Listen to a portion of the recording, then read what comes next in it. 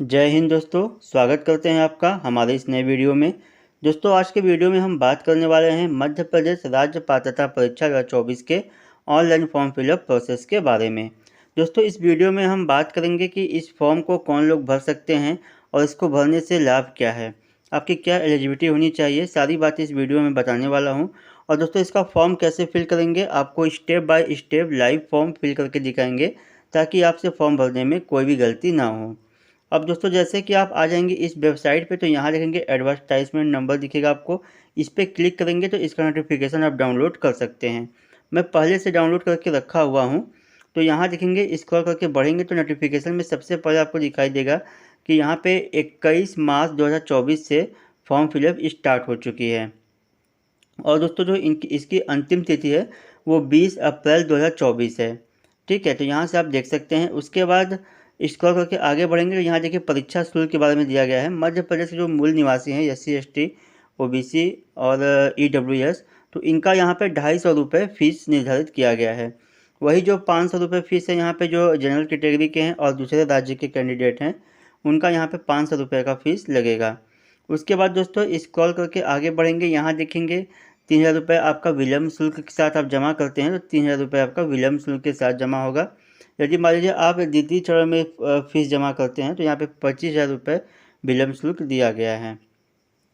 अब दोस्तों स्क्रॉल करके आगे बढ़ेंगे, यहाँ देखिए दिया गया है कि परीक्षा जो है OMR यानी कि ऑफलाइन एग्ज़ाम होगा इसका। ठीक है, उसके बाद देखेंगे यहाँ पे न्यूनतम शैक्षिक योग्यता के बारे में दिया गया है। तो आपकी योग्यता क्या होनी चाहिए, तो किसी भी विश्वविद्यालय से आप स्नातकोत्तर यानी कि पोस्ट ग्रेजुएट की डिग्री आपके पास है या तो अपीयरिंग है, जैसे कि अंतिम वर्ष स्नातकोत्तर तृतीय या तो चतुर्थ सेमेस्टर में आप हैं, तो आप इसके लिए एलिजिबल होंगे, यानी पास और अपीयरिंग जो है इसको भर सकते हैं।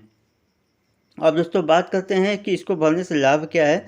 तो यदि मान लीजिए आप ये जो है कि स्टेट एलिजिबिलिटी टेस्ट को पास कर लेते हैं तो मध्य प्रदेश में कोई भी असिस्टेंट प्रोफेसर की वैकेंसी निकलेगी तो आप उसको भरने के लिए एलिजिबल हो जाएंगे। भले ही आपके पास नेट की सर्टिफिकेट ना हो तो आप जो है कि इस परीक्षा को पास कर लेंगे। तो ओनली फॉर सिर्फ मध्य प्रदेश में यदि असिस्टेंट प्रोफेसर की भर्ती आएगी तो बिना नेट के ही आप इसके लिए एलिजिबल हो जाएंगे। तो दोस्तों आप समझ गए होंगे, नहीं तो आप जो भी समस्या होगी कमेंट में करिएगा, मैं कमेंट में भी आपको जवाब दे दूंगा।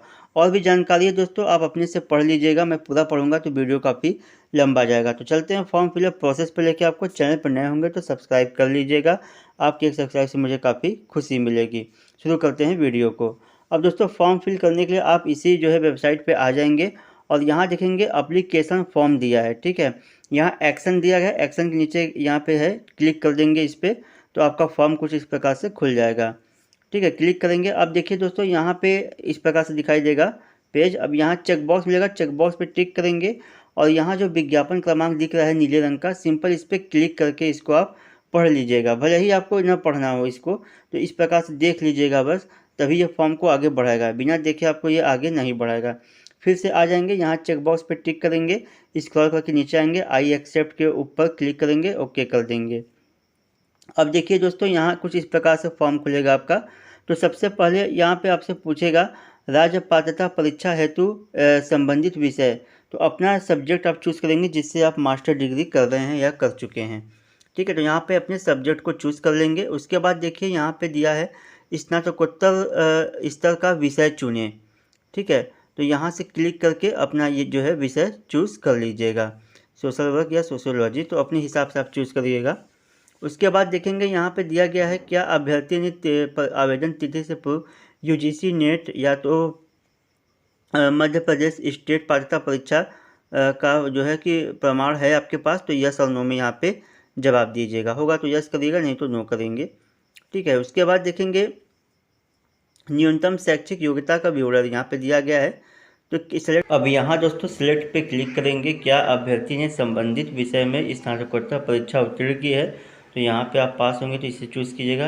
अगर मान लीजिए आपका अपीयरिंग है तो क्या अभ्यर्थी ने संबंधित विषय में स्नातकोत्तर में अध्ययनरत या परीक्षा परिणाम प्रतीक्षारत है, तो आप नीचे वाला चूज़ कीजिएगा। मैं नीचे वाला ही चूज़ करके बताऊँगा क्योंकि पहला वाला मैं वीडियो बना चुका हूँ। अब दोस्तों यहाँ पे दिया गया है चयनित विषय हेतु सेमेस्टर का चुनाव, क्लिक करेंगे, यहाँ पे अपने सेमेस्टर का चुनाव करेंगे, चतुर्थ सेमेस्टर है या तृतीय सेमेस्टर है और या तो आपका ये अंतिम वर्ष है।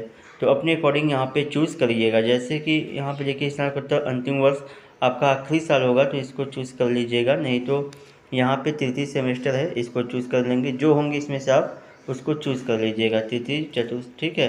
अब उसके बाद पीएचडी धारक है तो यहाँ पे यस नो में जवाब देंगे और ये आपका इधर ब्लर रहेगा।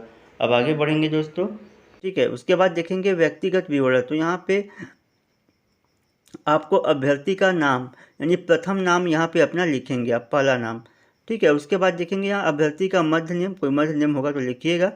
उसके बाद अभ्यर्थी का अंतिम नाम, यहाँ पे अपना अंतिम नाम लिख दीजिएगा इस प्रकार से। अब दोस्तों यहाँ अभ्यर्थी की जन्म तिथि, तो यहाँ से अपनी डेट ऑफ बर्थ को चूज़ कर लेंगे कैलेंडर के माध्यम से। यहाँ पे ईयर पे क्लिक करके ईयर चूज़ कर लीजिएगा, उधर मंथ पे क्लिक करके मंथ को चूज़ कर लीजिएगा, यहाँ से डेट को, ठीक है। उसके बाद दोस्तों यहाँ देखेंगे पिता का नाम, तो यहाँ पे पिताजी का नाम अपनी फिल करिएगा। मैं डेमो तौर पे भर रहा हूँ जो कि रियल नहीं है, बस आपको समझाने के लिए। अब देखेंगे यहाँ पे अपना जेंडर आप चूज़ कर लेंगे अपने अकॉर्डिंग। यहाँ माता जी का नाम पूछेगा तो अपने माता जी का नाम फिल कर दीजिएगा। ये भी मैं डेमो तौर पे ही भर रहा हूँ, ठीक है। उसके बाद देखिए यहाँ पे दिया है विवाह से संबंधित विवरण। तो यहाँ पे यदि क्या अभ्यर्थी विवाहित है तो यहाँ पे यस नो में आप जवाब देंगे। नो करेंगे तो इधर की जानकारी आपका ब्लर हो जाएगा। यदि मान लीजिए आप यस करेंगे तो जानकारी आपको देनी पड़ेगी। जैसे देखिए यहाँ पे यस करेंगे तो यहाँ पत्नी का नाम देना पड़ेगा, कितने बच्चे हैं, ये सब वगैरह वगैरह यहाँ भरना पड़ेगा। तो अपने अकॉर्डिंग यहाँ पे यस नो में जवाब दीजिएगा। अब दोस्तों देखिए मूल सूचना का विवरण है। तो यहाँ पे क्या अभ्यर्थी मध्य प्रदेश का मूल निवासी है, तो यहाँ पे अगर आप निवासी होंगे तो यस करिएगा, नहीं तो नो करिएगा, ठीक है। जैसे मान लीजिए आप वहाँ के निवासी हैं और यहाँ पे यस कर देते हैं तो यहाँ से आप अपनी कैटेगरी चूज़ करेंगे, जनरल हैं, SC ST OBC हैं, EWS हैं, तो अपने अकॉर्डिंग यहाँ पे आपको चूज़ करना पड़ेगा। यदि मान लीजिए आप दूसरे स्टेट के होंगे तो नो कर दीजिएगा। अब यहाँ पे देखिए पूछ रहा है कि अभ्यर्थी, यहाँ पे ये सब ब्लर रहेगा। उसके बाद अब देखिए दिव्यांगता का विवरण आगे मिलेगा आपको। तो क्या अभ्यर्थी 40% दिव्यांग है, तो यहाँ पे होंगे तो यहाँ पे यस नो में आप जवाब दीजिएगा। यदि मान लीजिए आप यस करेंगे तो यहाँ पे आपको अपनी दिव्यांगता की जानकारी देनी पड़ेगी। जैसे यहाँ यस करते ही देखिए किस प्रकार का दिव्यांगता है, तो ये सब आप अपने अकॉर्डिंग चूज़ कर लीजिएगा दिव्यांग कैंडिडेट होंगे तो, नहीं तो नो करके आगे बढ़िएगा। अब दोस्तों देखेंगे अन्य विवरण यहाँ पे। तो दिया गया है क्या अभ्यर्थी किसी सेवा से पृथक करने में दंडित किया गया है। यदि कोई सेवा से आपको निकाला गया है तो यहाँ पे यस और नो में जवाब देंगे, यहाँ पे नो में ही जवाब दीजिएगा। अब क्या आपके विरुद्ध कोई आपराधिक मामला लंबित है, तो यहाँ पे यस नो में जवाब देंगे। अब पूछेगा क्या आपको किसी आयोग या किसी परीक्षा से निकाला गया है, तो यस नो में यहाँ पे जवाब दे दीजिएगा। अब परीक्षा केंद्र का विवरण यहाँ पे दिया गया है, तो परीक्षा केंद्र का विवरण चूज़ करेंगे। यहाँ पे 4 सेंटर चूज़ करना है, अपने अकॉर्डिंग आप सेंटर को चूज़ कर लीजिएगा। चारों को यहाँ पे चूज़ करना है, सेम सेम नहीं चूज़ करना है, अलग अलग चूज़ करना है, तो अपने अकॉर्डिंग चूज़ कर लीजिएगा। उसके बाद दोस्तों आगे बढ़ेंगे, यहाँ शैक्षिक विवरण आपको देना पड़ेगा। तो यहाँ पे हाई स्कूल की जानकारी देंगे, यहाँ उत्तीर्ण परीक्षा का नाम में लिख दीजिएगा हाई स्कूल या मैट्रिकुलेशन आप यहाँ पे लिख सकते हैं। उसके बाद दोस्तों प्रणाली आपकी क्या है, डिवीजन है या CGPA है, तो अपने अकॉर्डिंग चूज़ करेंगे।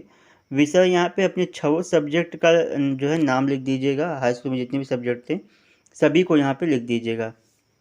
अब यहाँ पूर्णांक कितने पूर्णांक का था, तो हाई स्कूल 600 नंबर का होता है, 600 लिखेंगे। प्राप्तांक में कितना नंबर पाए तो इसको फिल करेंगे। परसेंटेज आपका ऑटोमेटिक यहाँ पे शो करेगा।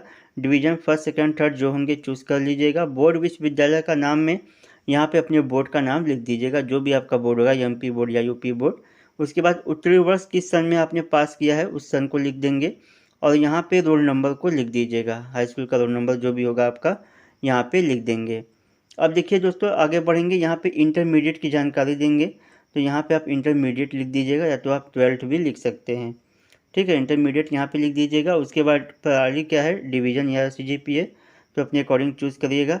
अब जैसे आप यहाँ पे हाई स्कूल की जानकारी दी है, सेम प्रोसेस है, यहाँ भी दे दीजिएगा इंटर का भी, ठीक है।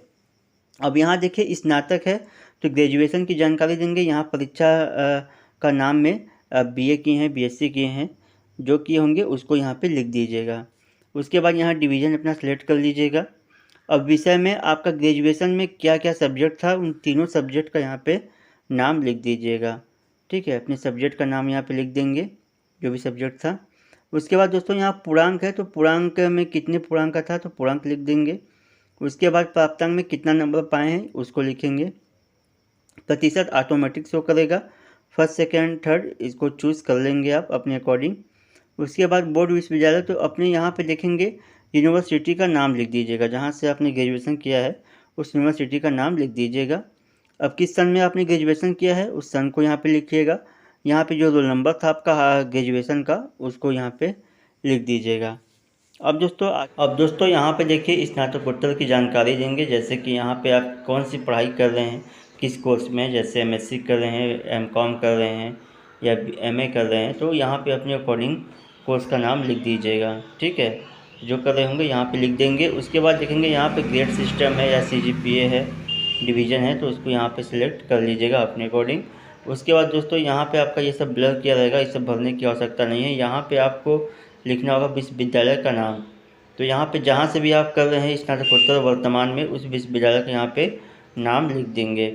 उसके बाद दोस्तों उत्तीर्ण वर्ष, आपका उत्तीर्ण वर्ष कब होगा, जैसे आप चतुर्थ सेमेस्टर में हैं तो 24 में ही पास कर रहे हैं या 25 में पास कर रहे हैं, तो अपने अकॉर्डिंग जोड़ लीजिएगा कि कब आपका स्नातकोत्तर कंप्लीट हो रहा है। आपके सेमेस्टर वाइज जोड़ने के बाद यहाँ पे लिख दीजिएगा कब आपका कंप्लीट हो रहा है। ठीक है, लिख देंगे। उसके बाद आगे बढ़िएगा, आगे बढ़ेंगे। यहाँ देखिए रोल नंबर पूछेगा, तो स्नातकोत्तर कीजिए, यहाँ पे रोल नंबर को फिल कर दीजिएगा, क्योंकि रोल नंबर एक ही होता है, तो रोल नंबर यहाँ पे जो भी होगा आपका फिल कर दीजिएगा।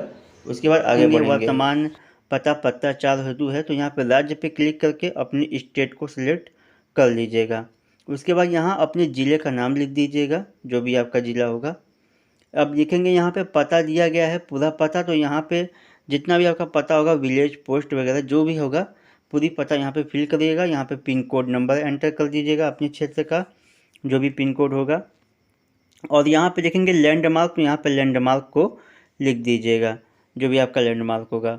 उसके बाद ऊपर का पता दोस्तों आपका परमानेंट होगा, तो यहाँ पे चेक बॉक्स मिलेगा, चेक बॉक्स पे टिक करेंगे तो ऊपर का पता इसमें ऑटोमेटिक फिल हो जाएगा। अब यहाँ देखेंगे चूज़ फाइल पे क्लिक करके फ़ोटो अपलोड करेंगे, जो कि 20 से लेके 100 KB के बीच की होगी। ठीक है, सिग्नेचर भी आपका 10 से लेके 100 KB के बीच का होगा, तो यहाँ पे चूज़ फाइल पे क्लिक करके चूज़ कर लीजिएगा। अब दोस्तों यहाँ पे देखिए आप फ़ोटो चूज़ कर लेंगे, यहाँ चेक बॉक्स मिलेगा, चेक बॉक्स पे टिक करिएगा। उसी प्रकार से यहाँ सिग्नेचर के नीचे भी चेक बॉक्स पे टिक कर लीजिएगा। अब यहाँ पे देखिए मोबाइल नंबर यहाँ पे एंटर करेंगे, यहाँ पे ईमेल आईडी एंटर कर देंगे। उसके बाद ऊपर चेक बॉक्स मिलेगा, चेक बॉक्स पे टिक करेंगे। ये जो वेरिफिकेशन कोड है इसको 8 में से 3 जाएगा, उसको लिख के, ठीक है। उसके बाद यहाँ पर नेक्स्ट करके आगे बढ़िएगा। दोस्तों जैसे ही आप देखेंगे नेक्स्ट करेंगे तो कुछ पॉपअप आएगा जिसमें कि आपकी सारी जानकारी दिखाई दी जाएगी। ओके कर दीजिएगा। ओके करने के बाद जो है पेज लोडिंग लेगा इस प्रकार से। अब देखेंगे आपका जो है पेज दिखाई देगा, जो आपने अभी भी फिल किया है, सब चीज़ को पढ़ लीजिएगा सब सही है कि नहीं। ठीक है, उसके बाद नीचे बढ़ेंगे, यहाँ प्रोसीड टू पेमेंट के ऑप्शन पे क्लिक करेंगे। ठीक है, प्रोसीड टू पेमेंट करेंगे तो यहाँ देखेंगे आपको पेमेंट का गेटवे मिलेगा। तो यहाँ पे नेट बैंकिंग है, डेबिट कार्ड है, UPI है, जिससे भी आसान होगा, सूटेबल होगा, उसको सेलेक्ट करके आप पेमेंट कर देंगे। आपको रिडायरेक्ट करेगा जब प्रिंट आउट के लिए, प्रिंट आउट आप ले लेंगे तो आपका 100% फॉर्म कंप्लीट हो जाएगा। तो आशा करूँगा दोस्तों वीडियो समझ में आपको आई होगी, तो वीडियो को लाइक करना नहीं भूलिएगा। साथ में चैनल पे होंगे तो कृपया करके सब्सक्राइब कर लीजिएगा और अपनी ज़रूरतमंद दोस्तों में इसे शेयर भी कीजिएगा। तो मिलते हैं किसी नेक्स्ट वीडियो में, तब तक के लिए जय हिंद। बाय दोस्तों, थैंक यू फॉर वॉचिंग।